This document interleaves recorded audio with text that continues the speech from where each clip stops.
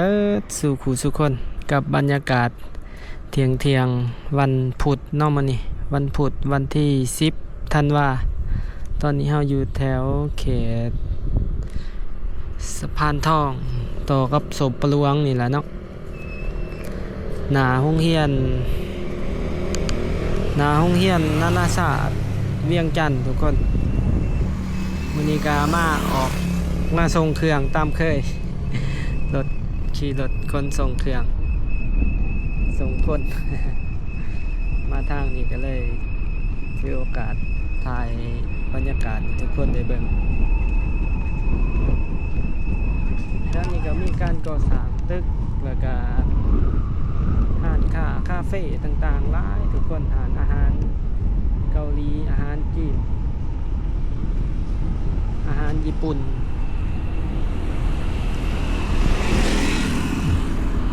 มีคาเฟ่หลายเดี๋ยวไปเบิ่งบอนคาเฟ่ตรงงามๆเนาะอยู่โฮมอยู่ทุกคนโฮมสายมือนี่เนาะสิพาทุกคนลงไป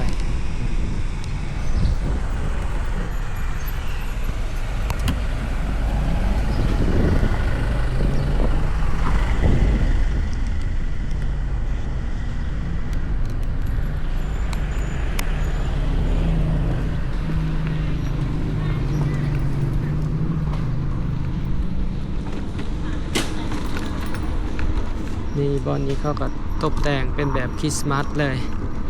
โตคาเฟ่ตัวนี้เนาะคนก็มาหลายเด้เขาก็ยังบ่ทันเข้าไปจักเทื่อ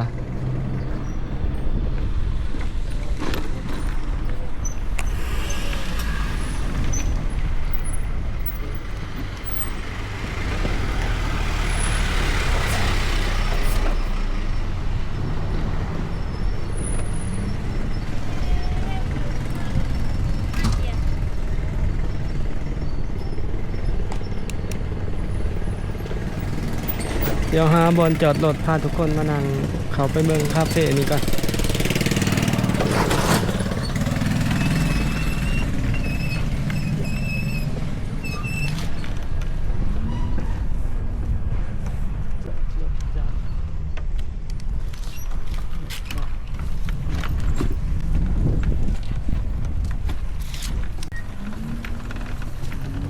มาจอดรถจักรกันทุกคน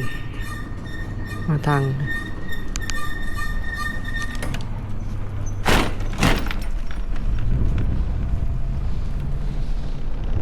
เบิ่งคาเฟ่ตัวนี้ทุกคนเขาจะตกแต่งงามเขากับเทศกาลที่คริสต์มาสแล้วก็ช่วงฤดูหนาวๆเย็นๆแบบนี้โอ้งามนะ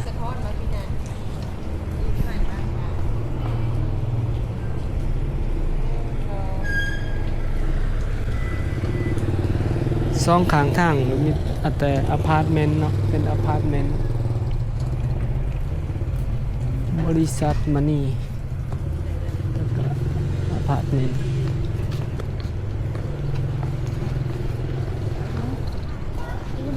เข้าไปดู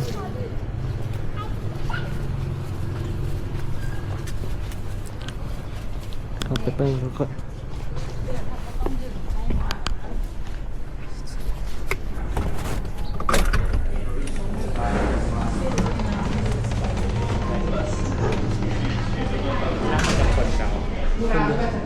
สั่งกลับบ้านอยู่แล้วกินเยอะมาก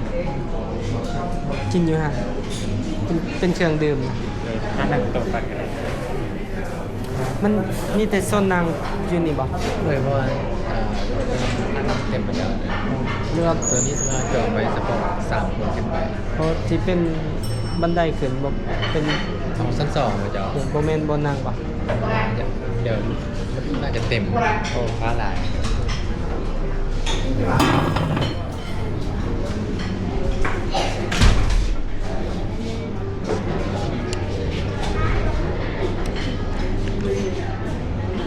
เป็นราคาค่อนข้างนักเติบเลยสุด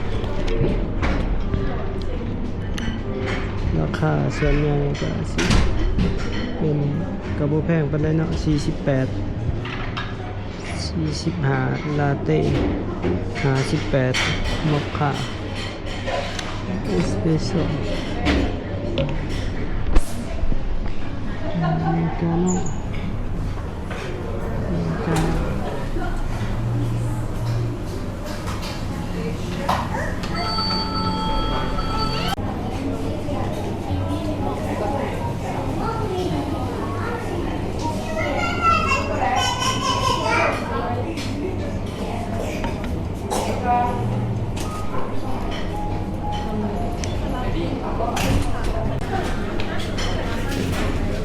เบิ่งหานก็จะตกแต่งเป็นสไตล์ยุโรปเนาะน่าจะเป็นเจ้าของเดียวกันกับน่าจะเจ้าของเดียวกันบ่กับอพาร์ตเมนต์นี่หรือว่าต่างเนาะแต่เขาเจ้าตกแต่งได้งามแล้วก็หรูหราดี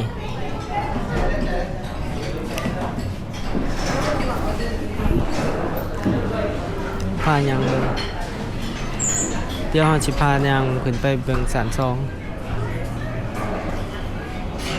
มันมีเป็นคาเฟ่เป็นทั้งอาหารเนาะเป็นทั้งอาหารคาเฟ่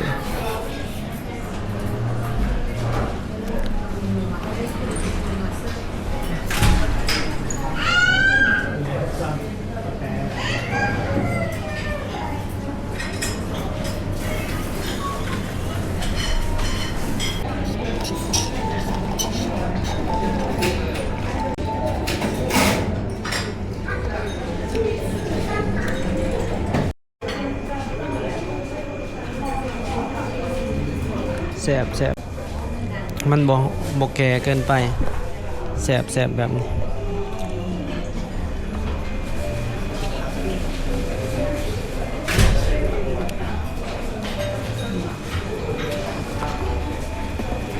แสบพอดีมันบ่ขมบ่นักเกินไปสำหรับคนที่กินกาแฟได้แบบอ่อนๆสำหรับคนที่กินกาแฟแบบอ่อนๆคือเฮานะกินสบายแบบ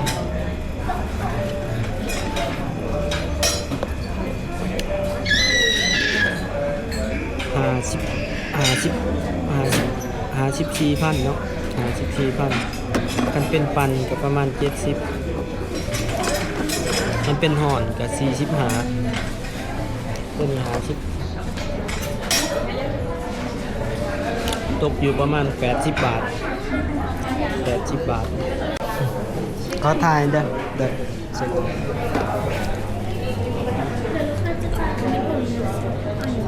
เป็นเงินโอน26,000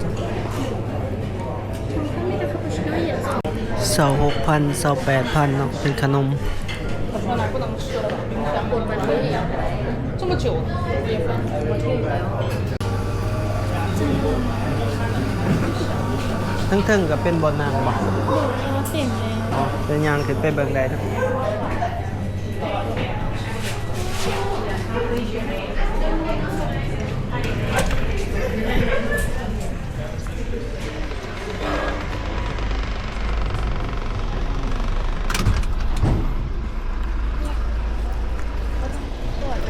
เดี๋ยวยางขึ้นไปเบิ่งทางเทิงน้อยหนึ่งกันทุกคน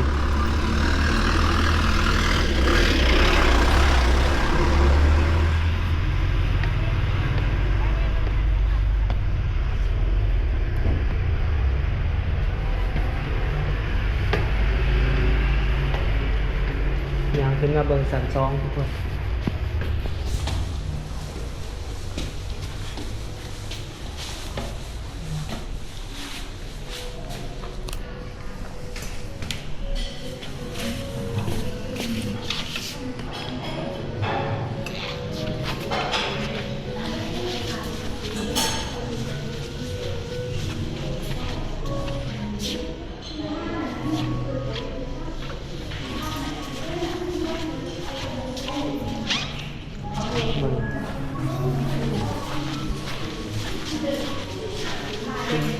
เขาขึ้นทั้งเบิ่งอยากมาลอง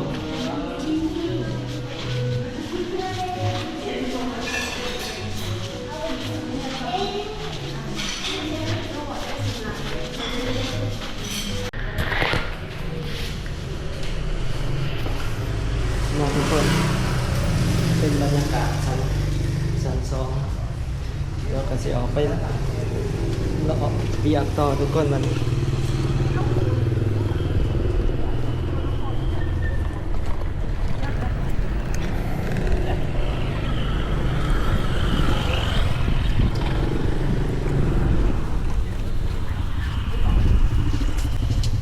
พอดีแสบทุกคนกาแฟอ่อนๆเนาะกินง่าย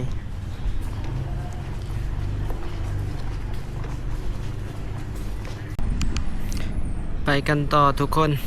ออเดอร์บอกเขากันเลาะต่อเดี๋ยวพาทุกคนเลาะเบิงเวียงจันทน์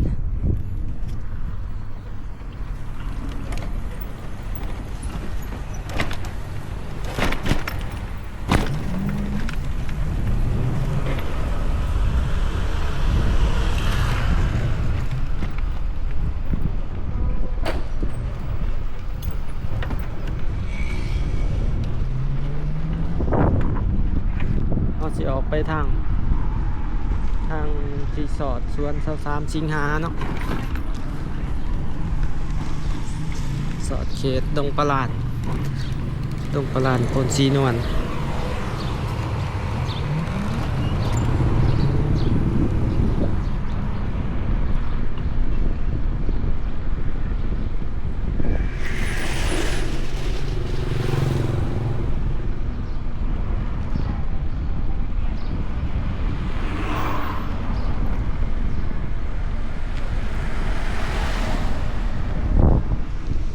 บอนนี้ก็มีการก่อสร้างนะจะเป็น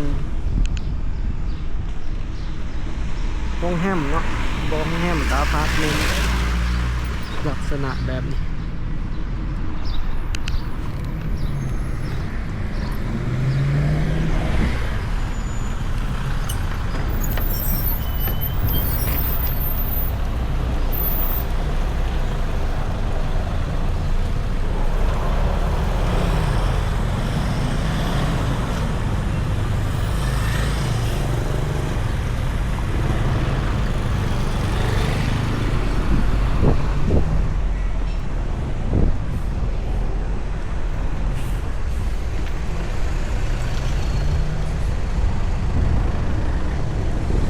ก็ออกมาซื้อเลยทุกคนถ้าเฮาเดี่ยวสายก็ออกถนนคูเวียงเมื่อกี้ถ้าเฮาเดี่ยวครัวก็มันออกไปเส้นถนนมีตรภาพลาวไทย103ถ้าเฮาเดี่ยวครัวเมื่อกี้เนาะ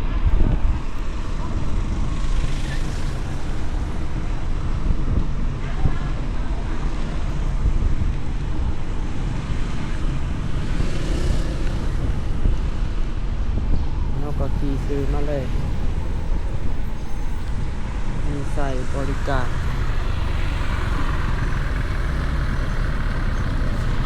สะพานโพ้นสวรรค์เหนือเนาะทุกคนนี่เขตนี้แม่นบ้านโพ้นสวรรค์เหนือ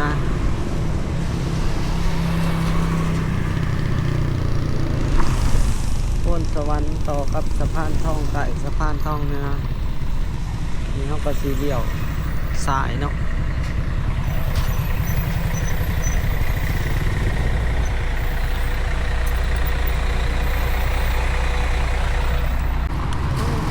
รถเมล์เขามาซอยน้อง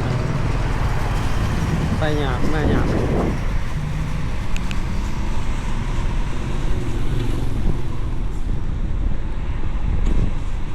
โพ้นสวรรค์เหนือต่อกับสะพานทองเหนือก็เสียออกมาทางเส้นทางก็ขึ้นไปสะพานทองเหนือสักทุกคนคันออกไปซื้อหันมันกะสิ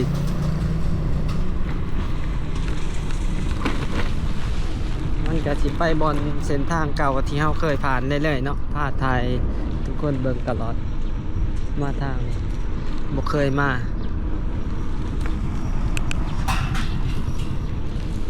เพราะว่าบอนนี้เขาเจ้าเฮ็ดของโอ้โครงการคลองระบายน้ำเวียงจันทน์เนาะบอนนี้ต่อไปพุ่นละต่อไปสะพังหมอต่อไปห้องแก่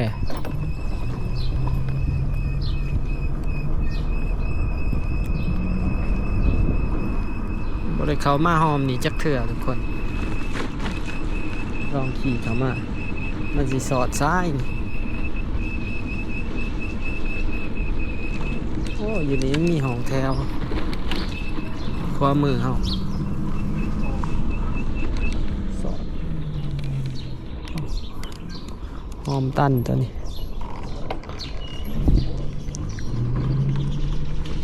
ห้องแถวใหญ่เลยเป็นหอมตันเดี๋ยวออกไปทางเก่า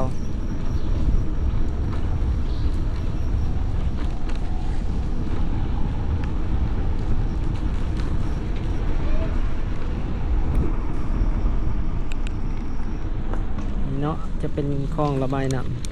ำจากสะพานทองเหนือสะพานทองไปปุ่นสะพังหมอนาใส่ออกไปใส่ห้องแก้ขึ้นไปใส่ปุ่นละทางคลองทางไอเต็ก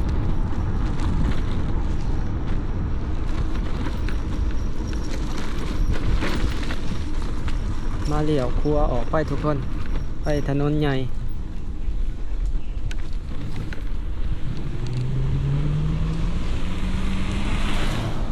ร้ายแต่อาหารคาเฟ่เก็บนี่จะมีอาหารคาเฟ่ใหญ่ไปเลย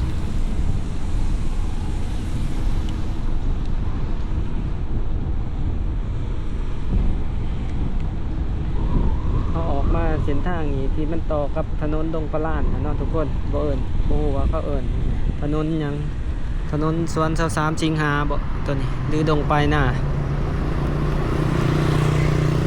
ขึ้นไปพ้นท่านเนาะเส้นทาง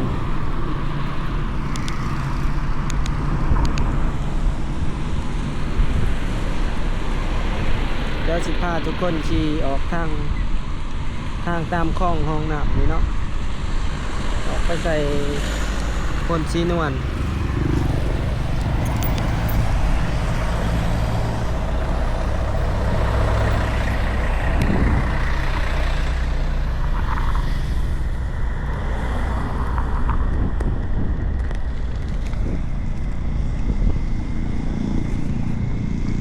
โอชิเน่โอ้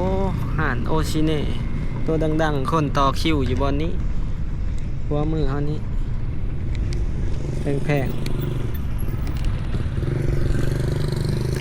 ๆเนาะบอนนี้ถือว่าโครงการคลองน้ำเขาเจ้าเฮ็ดไก่สำเร็จละแต่ว่าซ้ำนี่ก็ถือว่าแล้วนะแต่ว่าก็ยังบ่ทัน100%เส้นนี้มันก็สิออกไปสอดพ้นสีนวลทุกคน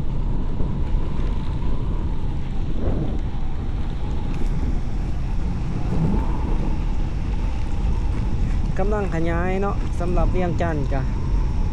เพราะว่าทุกอย่างกับบทันมีหลายๆธุรกิจก็กำลังแย่กันเข้ามาหลายๆอันกำลังเติบโตเลยหลายตัวเนาะทุกคนกำลังเติบโตเพราะว่าทุกอย่างมันกับบทันมีทุกอย่างกับบทันมีหลายๆอย่างทุกธุรกิจหลายๆอย่างก็กำลังลังเข้ามาที่เวียงจันทร์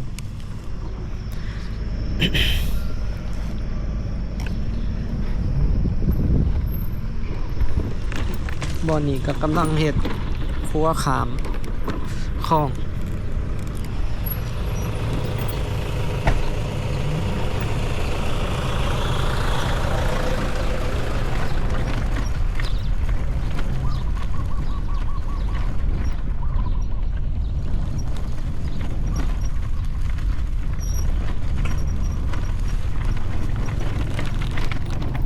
นี้เราก็สิไปสอดพ่นสีนวลสอดสะพังหมอบ่อนี้เส้นทางบ่ทันแหลก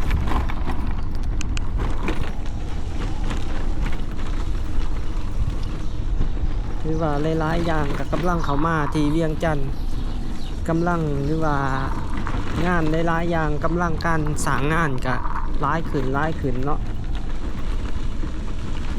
คือว่าหลายๆคนก็เริ่มมีเวียกเฮ็ดงานทำหลายเพราะว่า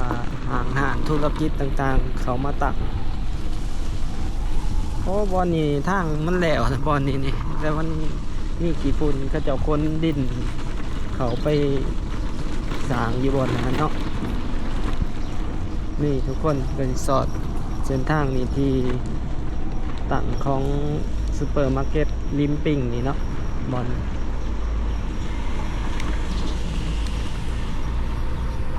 ก็สิประมาณนี้ทุกคนสำหรับในคลิปนี้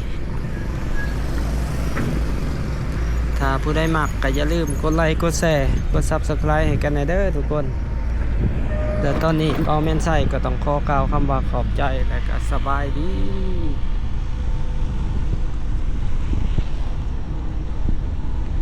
ก็ถือว่ามามื้อนี้ก็ได้ทั้งออเดอร์ส่งคนแล้วก็ถ่ายคลิปให้ทุกคนเบิ่งพร้อมอ้าวกลับบัดนี้